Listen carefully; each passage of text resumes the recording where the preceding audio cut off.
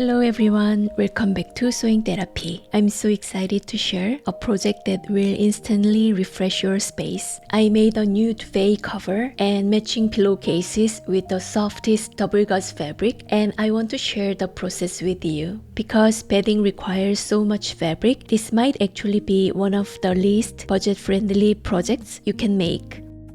But it gave me the exact lightness and softness I was looking for, and there's such a sense of pride in sleeping under something handmade that I have been sleeping incredibly well.